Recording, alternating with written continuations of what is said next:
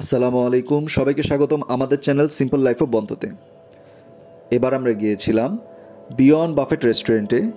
ওনাদের দুটো শাখা আছে, একটা হচ্ছে গুলশানে আর একটা হচ্ছে মিরপুরে। আমরা মিরপুর শাখায় লাঞ্চের জন্য গিয়েছিলাম। এটা সনি স্কোয়ারের অপোজিটে রূপায়ণ টাওয়ারের 5th ফ্লোরে অবস্থিত।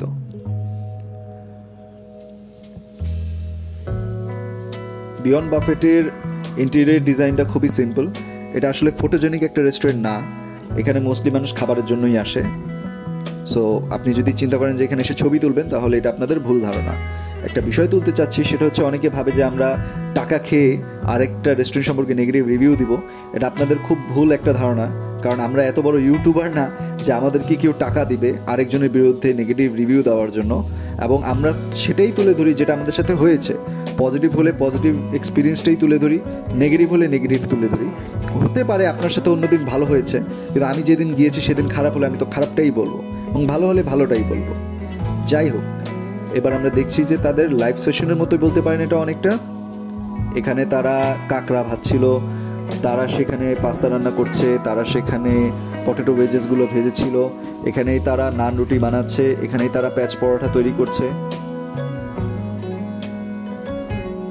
এই যে কাবাব এখানে দেখা যাচ্ছে, হারিয়ালি কাবাব ছিল, আরেকটা ছিল ঝাল কাবাব। যেটা ওদের দুই ধরনের জুস ছিল, একটা ছিল মকটেল, ওটা আমার ভালো লেগেছে, আর একটা ছিল পেঁপের জুস। স্যুপ দুই ধরনের ছিল, আমি ভেবেছিলাম 3 ধরনের হবে, 2 ধরনের স্যুপ ছিল। একটা ছিল থিক থাই স্যুপ, এটা আমার কাছে অ্যাভারেজ লেগেছে, টেস্ট মোটামুটি ছিল। এটার ভিতরে মাংস আমি একটু পরে নেওয়ার কারণে কম পেয়েছি, সেদিন খুব রাশ ছিল আসলে। আরেকটা ছিল ক্রিম অফ চিকেন স্যুপ, আমার কাছে সত্যি বলতে এটা খুব খারাপ লেগেছে এই কারণে যে এটা অনেক পাতলা। টেস্ট কিন্তু কিভাবে বাজ করব, কারণ হচ্ছে ওদের স্যুপটা এতটা পাতলা, আমি কখনো এত পাতলা ক্রিম স্যুপ কোথাও খাইনি। যেটাই হোক, এরপর হচ্ছে পাঁপড় ছিল আইটেম, তার পাশাপাশি ছিল স্প্রিং রোল, এরপর ছিল ফিশ চিপস, এরপরের আইটেমে কাবাব থাকার কথা ছিল কিন্তু সেটা খালি রেখে দেওয়া হয়েছে।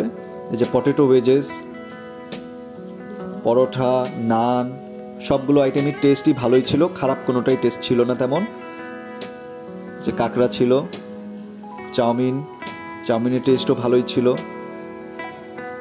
পাস্তা আমার কাছে সেম প্রবলেম যে সসটা খুব পাতলা।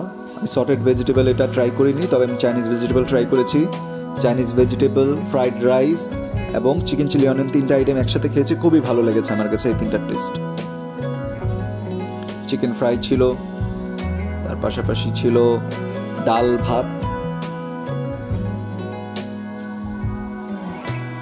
ওনাদের সেদিন আসলে একটা ফাংশন ছিল, যার কারণে খুব রাশ ছিল। এই যে তারা কাবাবগুলো এভাবে সার্ভ করছে, এই বিষয়টা আমার কাছে একদম পছন্দ হয়নি, কারণ আমি 2টা কাবাবের জন্য বারবার সেখানে লাইন ধরতে নিজের কাছে বা যেয়ে খেতে বিরক্ত লাগছিল।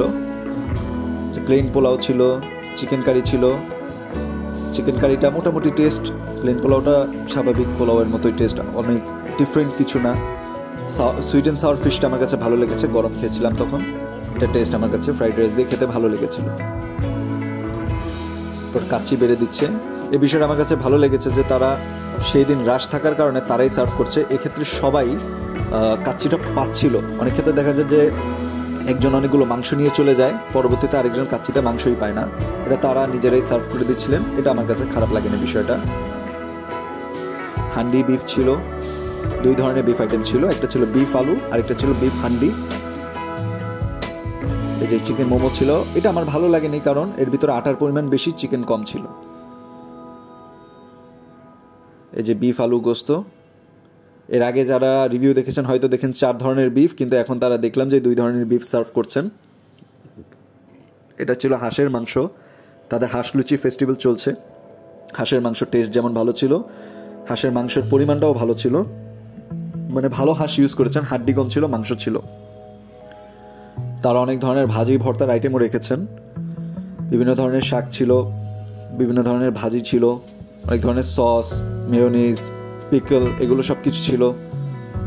যা আলুর ভর্তা, তারপর হচ্ছে অনেক ধরনের সালাদ আইটেমগুলোও ছিল, সুইট কর্ন সালাদ, পাস্তা সালাদ, ফ্রেশ গার্ডেন সালাদ, পেয়ারার সালাদ ছিল, চিকেন ক্যাশিউনাট সালাদ ছিল। সালাদগুলো টেস্টও ফ্রেশ ছিল, ভালো ছিল। গ্রিক সালাদ, যেটাতে পনির ইউজ করা হয়,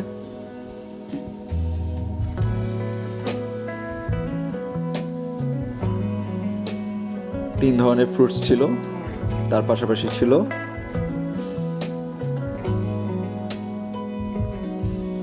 তাদের আরেকটা আইটেম ছিল ফুচকা।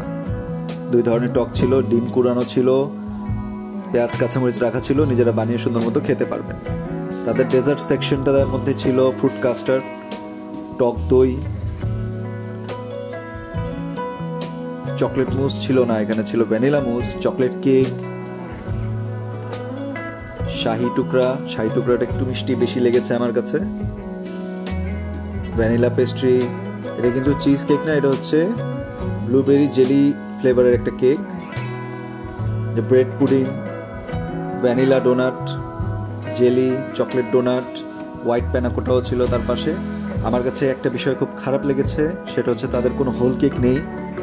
এখন আসলে একটা হোল কেক দেওয়া, 950 টাকার বাফেট একটা হোল কেক দেওয়া আমি মনে করি স্বাভাবিক বিষয় ছিল, যেহেতু তারা দেয়নি। যাই হোক, বাচ্চাদের খেলার অনেক আইটেমের মধ্যে তেমন কিছু না থাকলেও একটা বাচ্চাদের ফিডিং চেয়ার ছিল এবং একজন টমের ড্রেস পরে এখানে আসছিল বাচ্চাদের এন্টারটেইন করতে। বাফেটের পজিটিভ দিক যদি তুলে ধরি, মাংস যখন খেয়েছি সলিড পিস অনেকগুলো পেয়েছি এবং খাবারের টেস্ট 90% বলতে পারবো যে ভালো ছিল। তবে নেগেটিভ দিকগুলোর মধ্যে একটা হচ্ছে যে তাদের আইটেমগুলো অনেক কম ছিল, এক্সপেন্সিভ আইটেম তেমন ছিল না, একটা হোল কেকও ছিল না, স্যুপটা খুব পাতলা ছিল। আবার তার মাঝে মনে করেন যে কোনো মাটনের কাচ্চি বাদে কোনো মাটনের আইটেম ছিল না, রূপচাঁদা ভাজা অথবা মনে করেন যে শ্রিম্পের কোনো আইটেম এখানে আসলে ছিল না। তো আমার কাছে ওভারঅল এক্সপিরিয়েন্স 950 টাকা লাঞ্চ হিসেবে এটা আসলে ওয়ার্থ ইট লাগেনি। যদিও তাদের টেস্ট ভালো, কিন্তু এই টাকার মধ্যে আপনি আরও অন্যান্য বাফেট ট্রাই করতে পারবেন, আরও ভালো আইটেম সহ। যদি ভিডিওটি ভালো লাগে চ্যানেলটিতে সাবস্ক্রাইব করবেন, ভিডিওতে লাইক দিয়ে পাশে থাকবেন।